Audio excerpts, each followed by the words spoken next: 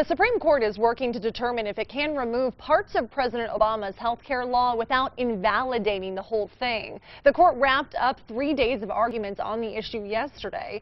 The big issue here after the hearing is whether the rest of the 2,700-page law can stand if the court tosses out the individual mandate provision that requires all Americans to have health insurance by 2014, or else they'll pay a penalty.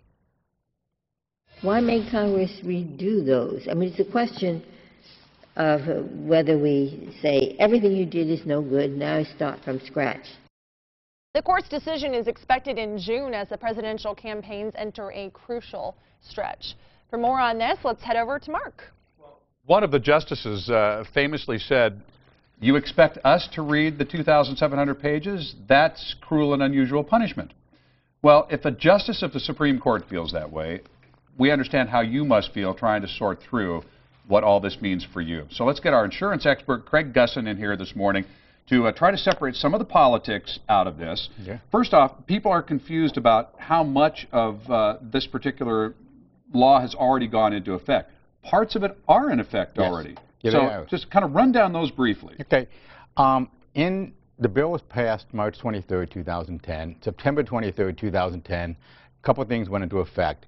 No more lifetime maximum. It's unlimited for any health insurance plan.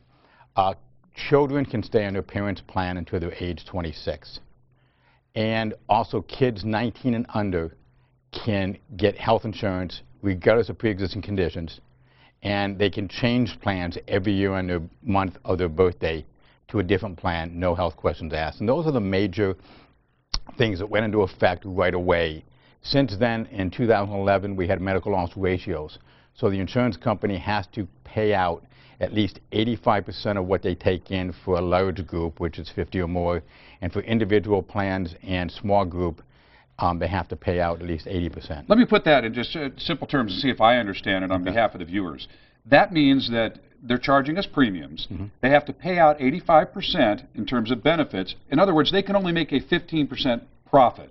Is that basically, they can keep 15% of what they take in for profit, but no more. So it's a way of regulating how large a profit the insurance companies can make. Right. That's gone into effect. And as the 15% is administrative, everything else, and at the end of the day, the profit is probably 3%, what we've seen, and if you talk to any corporation, their profit level is always way higher. So that's the insurance industry, under current conditions, has a very low profit margin of only about 3%. Correct. And that is now by law. Yes. Okay.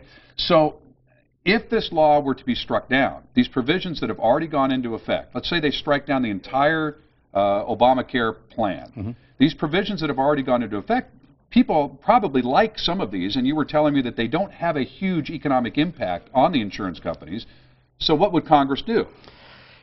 What I've heard some people say is that they would probably pass a law and keep into effect certain things that have gone already. You know, keeping kids covered to 26, the lifetime maximums, the kids. I can't see that being an issue. But again, we're dealing with Congress, and you're going to have the political environment of the whole thing. But that would be easy to solve.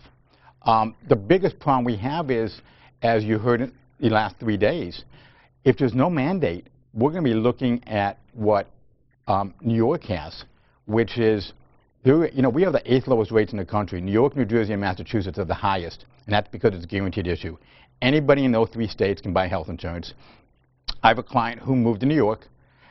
He got married. His wife's 59. She has a $1,000 deductible plan.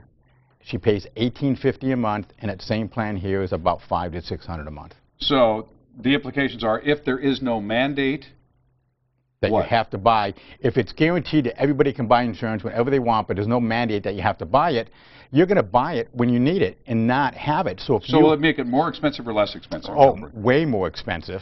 Just think about if you were driving home today and you saw your car was on fire and you could call me up and say, I need fire insurance. How expensive would they have to charge you to be able to do that? So people are going to buy health insurance only when they get sick. It's like when you hurt your leg, you buy health insurance then, you get well, you drop it, and then when you need it again, you buy it again. All right, so we're going to have to cut it off for now. Okay. We could be talking about this all day long, obviously, as the courts have, but we'll wait for a decision. and then we'll come back and discuss the implications then. Sounds great. All right. Greg Gussin, our insurance expert. Great to see you as always.